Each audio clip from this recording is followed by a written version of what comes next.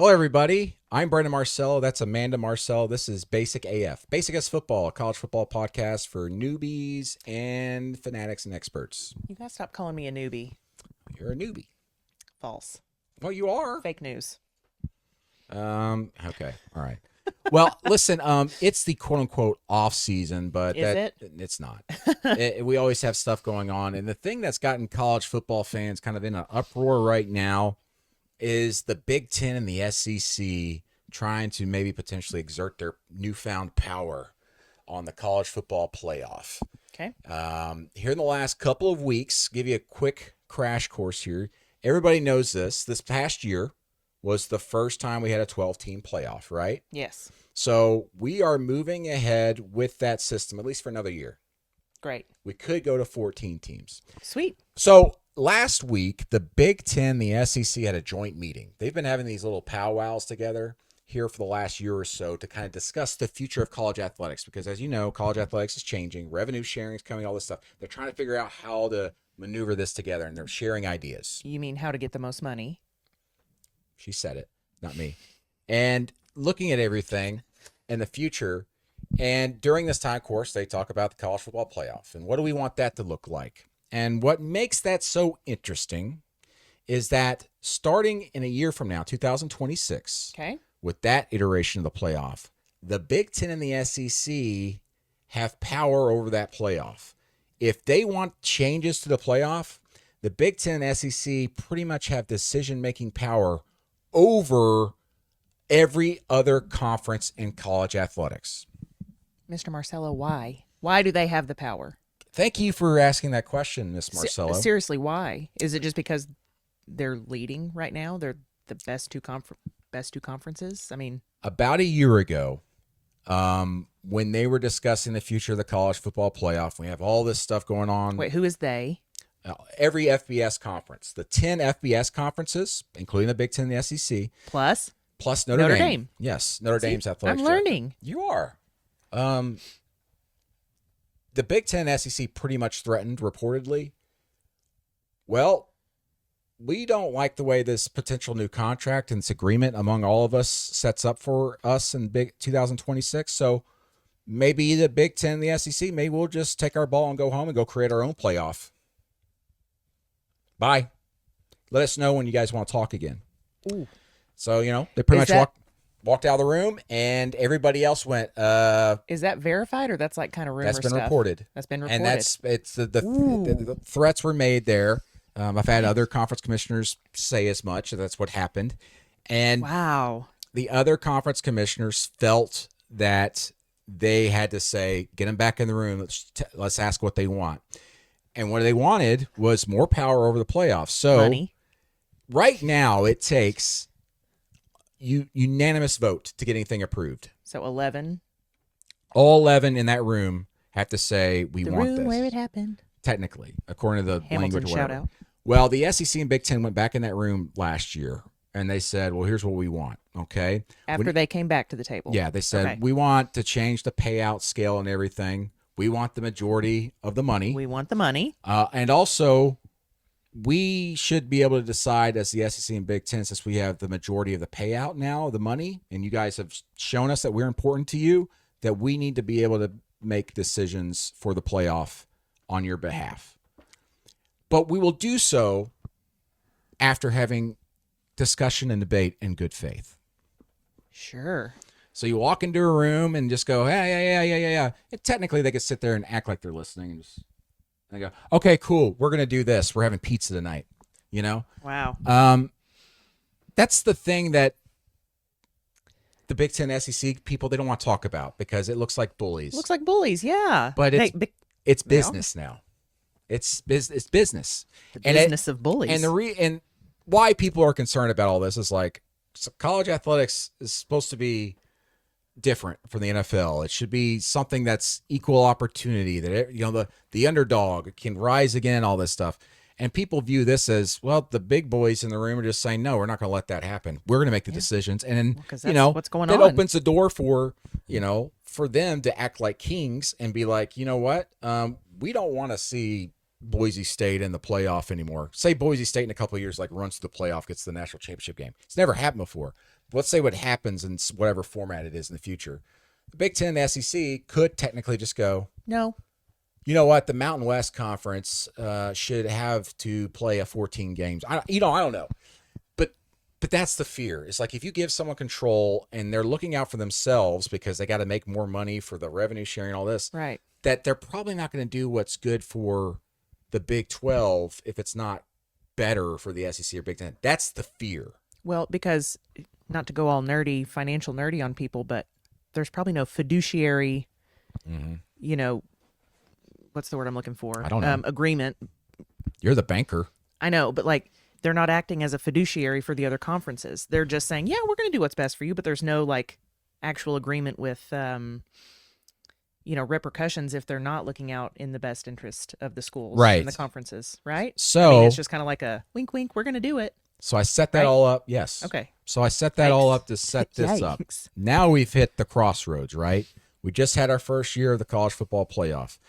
The contract, the original contract, lasts one more year. So anything that changes just for this one last year has to be approved unanimously by everybody in that room, the 10 FBS conferences and Notre Dame.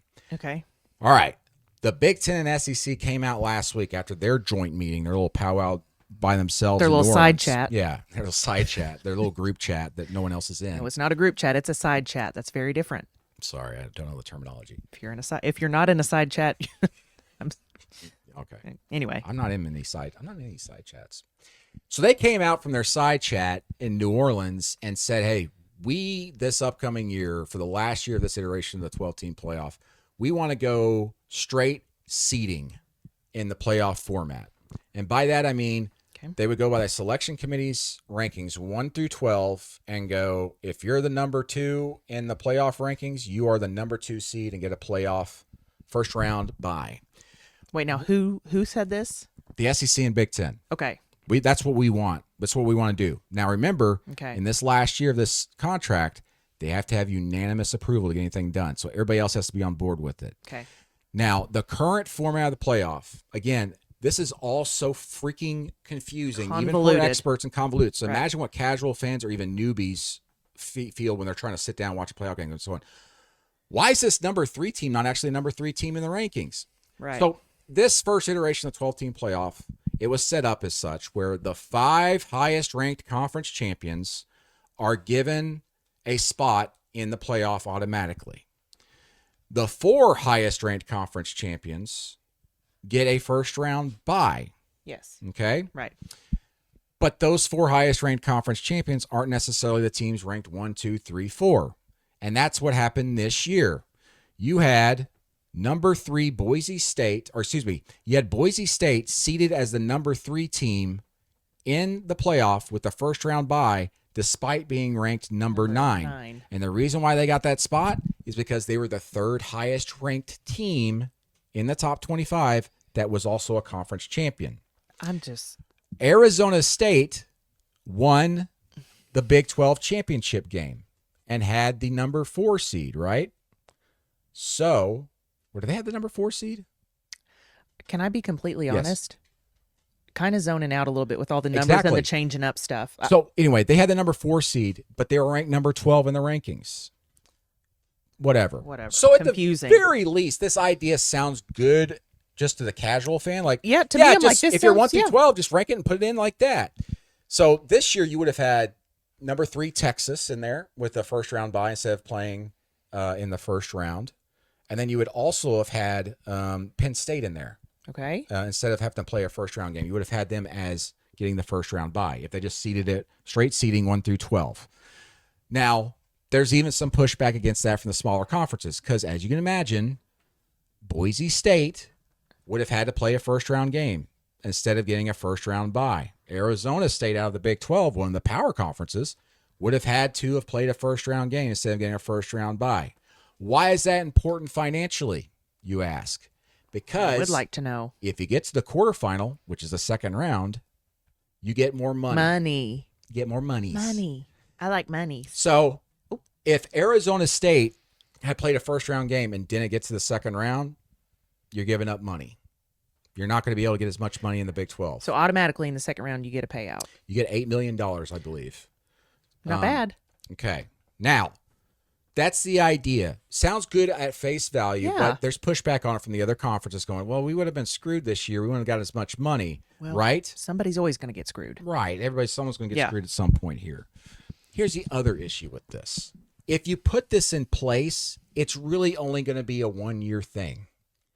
Because the idea going into 26 and beyond is the new contract starts, and the prevailing thought is we're going to expand the playoff from 12 teams to 14, which has opened the door for them to bring in a new format.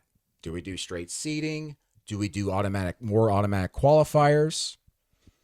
And this, Amanda, is what's really kicked the hornet's nest.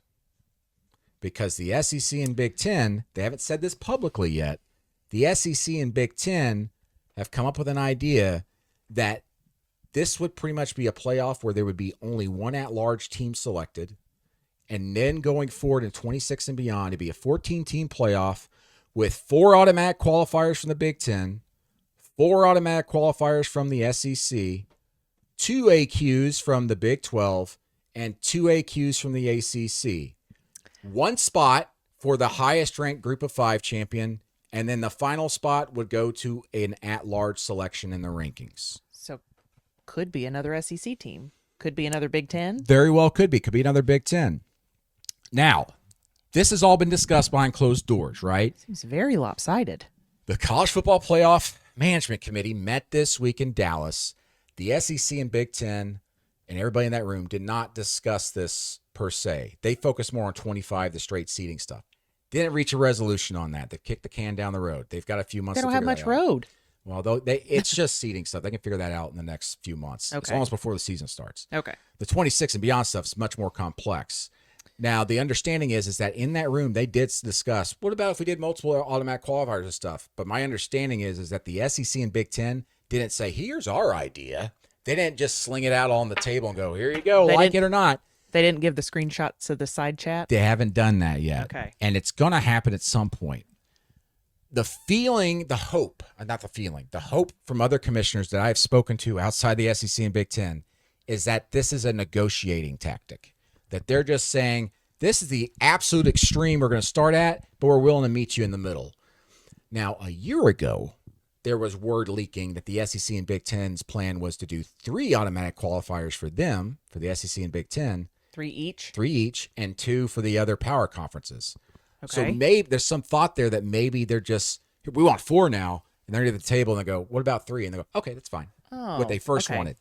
Maybe. Who knows? So you throw out your high number and you all meet in the middle. Yeah, you work it, kind of work your way down. Yeah. So, okay. But I still don't like it. This 4 AQ plan has been absolutely obliterated by fans, including fans at SEC and Big Ten schools. Yeah. They hate it. Yeah. And I have not seen Tony Petitti, the Big Ten commissioner, or the SEC commissioner, Greg Sankey. They have not really spoken on the record about any of this, but I would love to ask, have you seen the fan reaction? Yeah. Because I was on a radio show earlier today discussing this. I'm not a soccer guy, but a few years ago, soccer's big overseas. We know that. Sure? So they have like the Premier League, the Champions League, wherever. Yeah. Well, this big group came together with a bunch of money and said, let's just take the biggest, best teams out of those and go create our own super conference. And sure. I think I don't know what they were going to call it. I can't remember. You guys would know probably better than me. And it's like, oh, what's going to happen? It's happening. We've already decided. The fan backlash was so immense, they didn't do it. Like, we're talking billions of dollars, and they just said, whoop, fan backlash is way too much. JK. We're not doing it. JK, we're out. Wow. This reminds me, I followed that a little bit. Yeah. This reminds me in the early going here so much of that. Yeah. And I'm waiting to see, like, when the SEC and Big Ten, if they say something publicly about this, because at this point, only the hardcore fans are following this, but when it's actually in the news, like, this is what we want, and we're saying this, and this is why we want it, I wonder if there's going to be as much fervor. I think there probably will be. Okay, because casually, as a casual fan, I just hate it because it seems extremely unfair. So what, like the diehard fans that follow like the off-season news, what are they saying about it? Like what's the pushback They from see it as the that, and it's diehards? also like, well, then there's only one at-large spot, so like, and maybe one of these other teams are going to gobble it up anyway. So what's the point of the committee rankings? Why are we going to have rankings throughout the whole season when you're only getting these automatic qualifiers? You just say, well, the 4 teams that finished in our standings, top 4 teams, they're getting in the playoff. That's how it's going to work. Yeah. Maybe it makes the regular season more exciting in those conferences, Right. but not in the others Yeah. necessarily. But the other thing, we talk about money driving things. Yeah. This opens another possibility if they do these AQs. The Big Ten, the SEC, and heck, even the Big 12 and ACC with 2 automatic qualifiers apiece, they could do a play-in playoff of some sort themselves. So, the SEC championship game, Big Ten Yes. championship game is Yes. always held on the same Saturday. Yeah. The thought that's being bandied about in those rooms right now among the SEC, Big Ten, even the ACC, I talked to Jim Phillips, the commissioner, about this last month, is that if we go to automatic qualifiers, we could just say it's not based on the standings. It's based off of these play-in games. So you take, if you're the SEC, they've discussed this, take your team that's ranked number 1 in your standings against your number 8 team, and the winner of that game gets in the playoff. Take your What? number 2 team against your number 7 team. The winner of that game is the playoff. So you create some intrigue on championship weekend when the SEC championship game would usually be held. So let's say Alabama finishes first in the standings in the regular season. Alabama is your SEC champion, but now they have to play a play-in game in the playoff. And technically, they could get pushed out of the playoff I hate in this this. play-in game. But Alabama could potentially still get in there if they lost that game because they might still get that at-large spot as the highest-ranked at-large Okay, team. but I still hate this. I think. Okay. I need to think about it some more, but I think I hate it. You know why you want to do this if you're the SEC or Big Ten or even the ACC or Big 12? Because it's exciting, I guess. And That.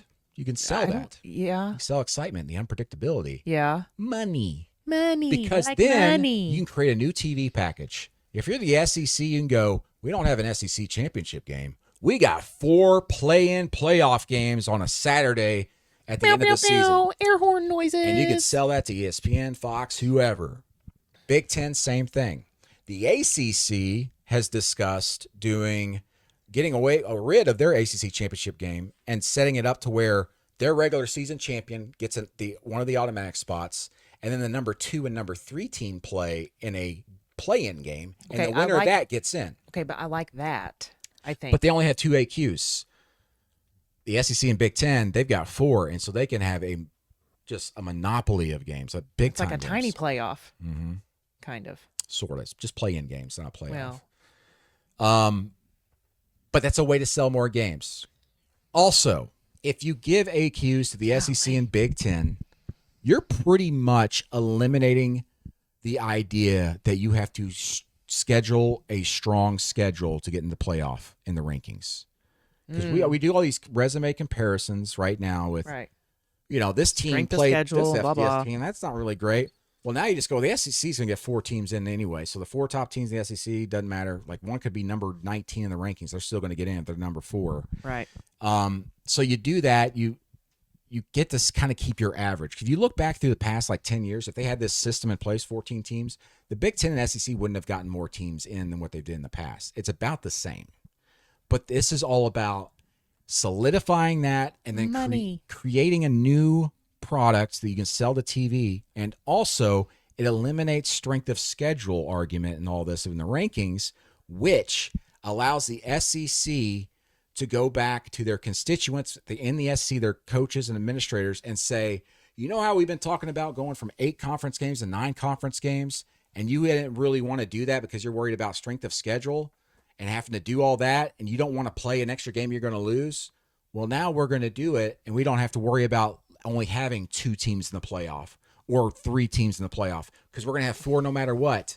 And so we might as well add an extra game and get more money for having another SEC game. Okay, but what happens if you get rid of the strength of schedule and then you kind of lose some of your prestige because you can get rid of strength of schedule, but everybody's still going to look at who you're playing. And then a couple years down the road, they decide the other conferences try to wrest back some of this power. It's a great hypothetical.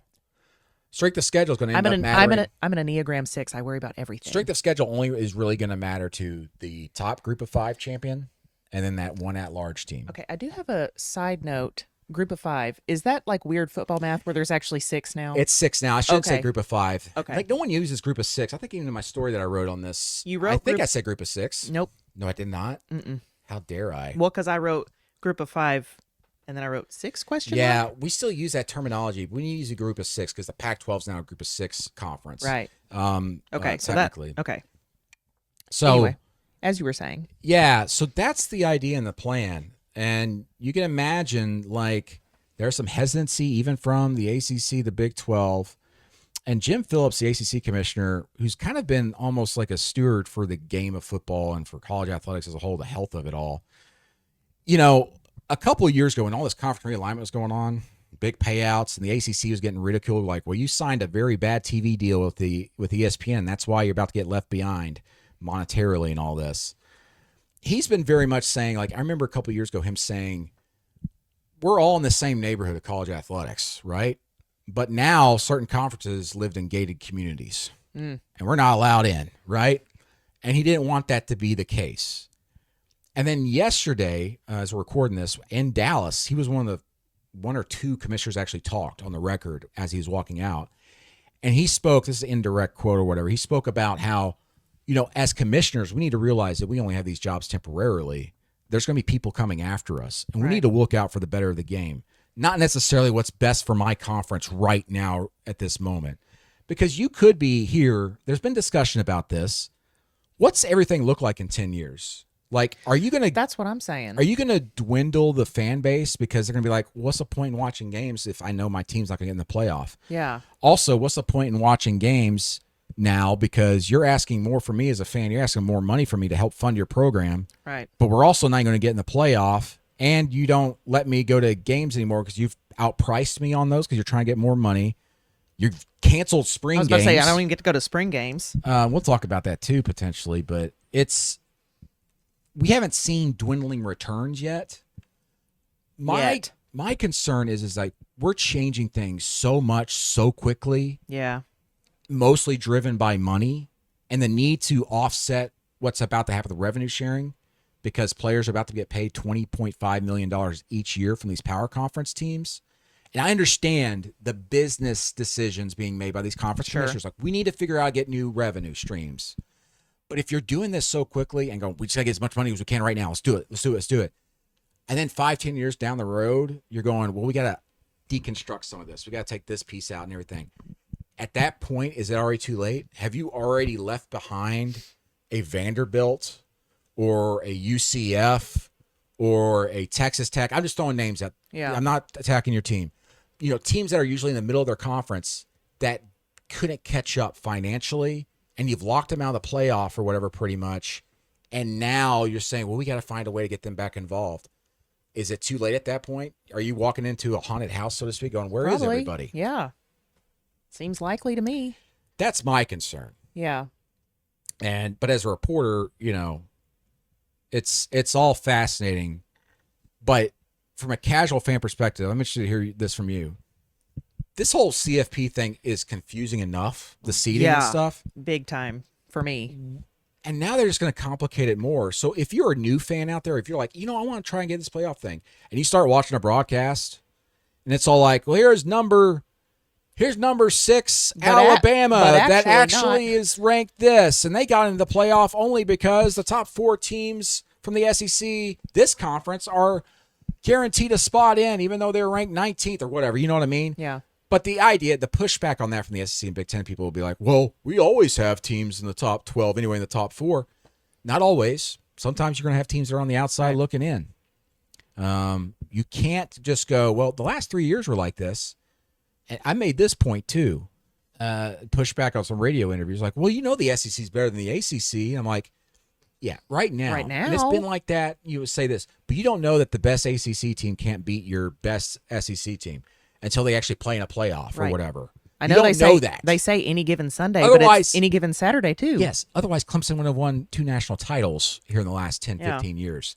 Also, How could you have predicted 5 years ago that not only would the SEC have the best conference in basketball one year, they would have potentially on paper the best basketball conference in history in college athletics this year.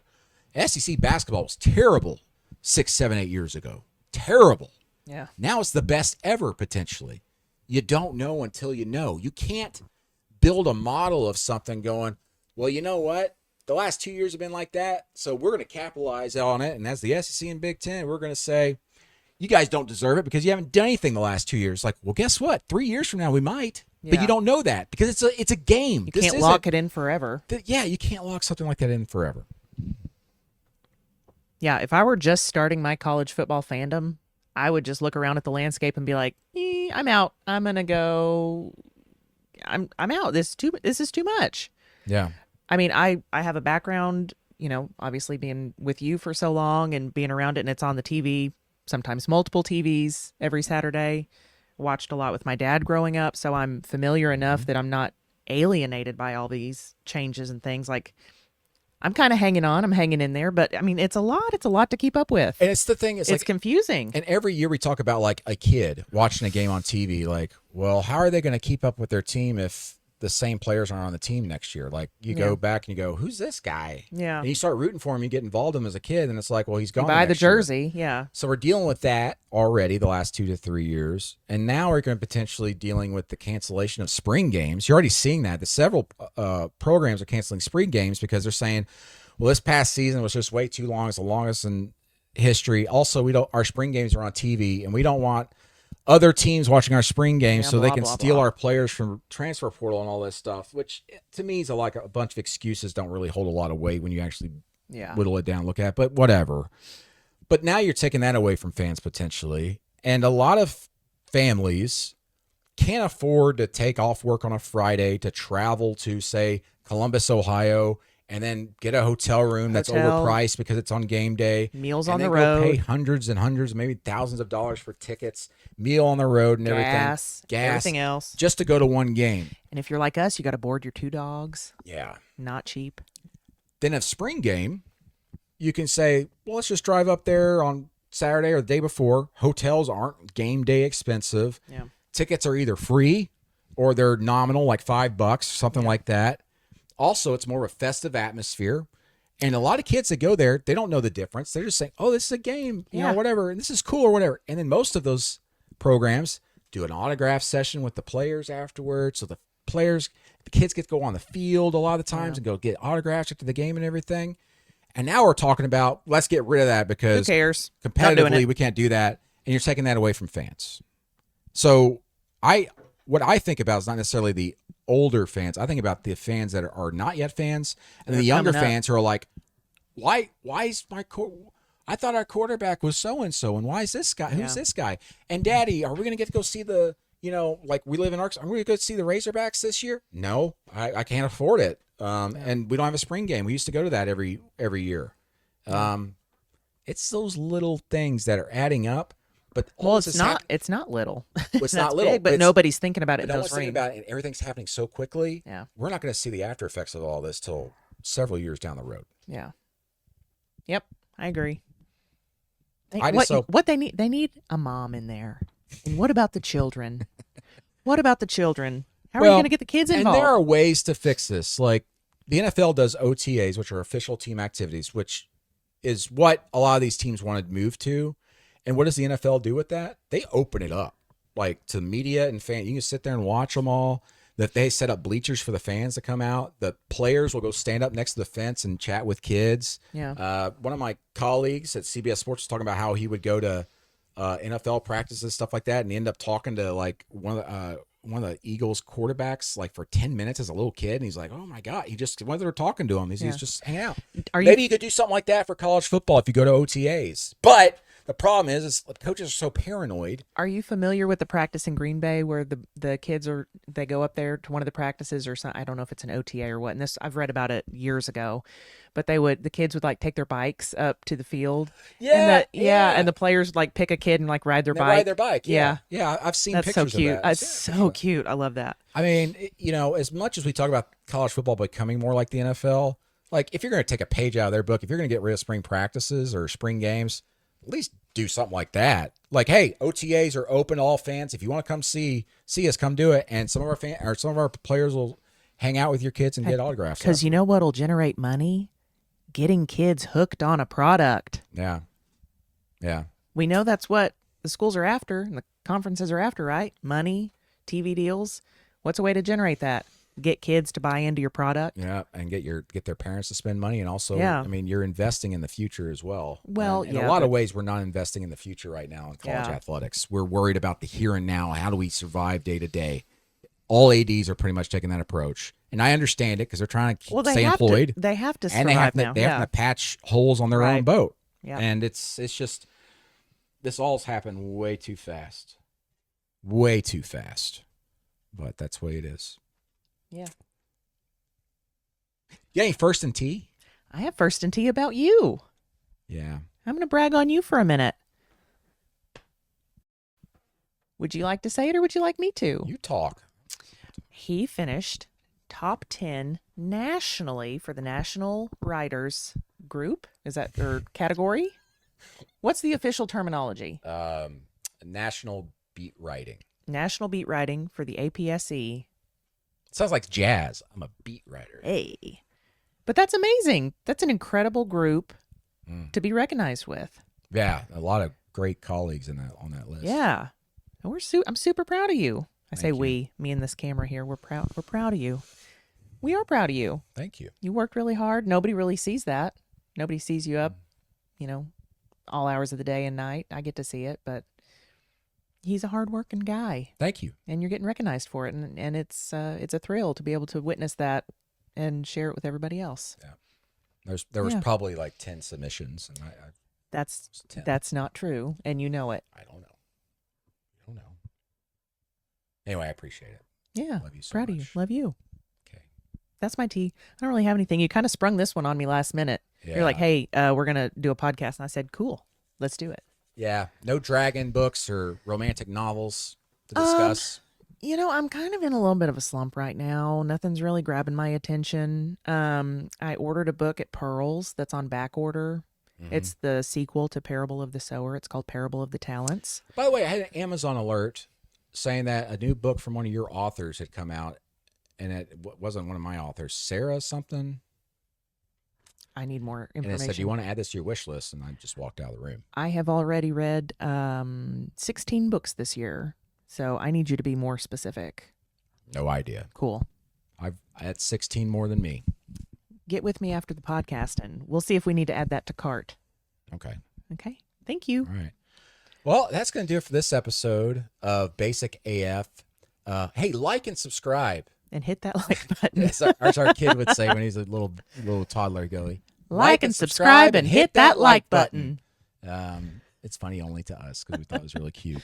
He was really But yeah, cute. please do so and share it with your friends, both, experts and, casual fans. I like doing this just because I get to do bare bones explanation of everything. It also makes me realize just how crazy all this crap is sometimes. Like, oh my gosh. That's crazy. Like if I walked in a room and someone, Wall Street or something like that and stuff like this was going on that level, I'd have no idea. I'd be like, why is it so stupid like that? This should be. You'd feel like me going, now is it group of 5 or group of 6? Like, shouldn't this be simpler?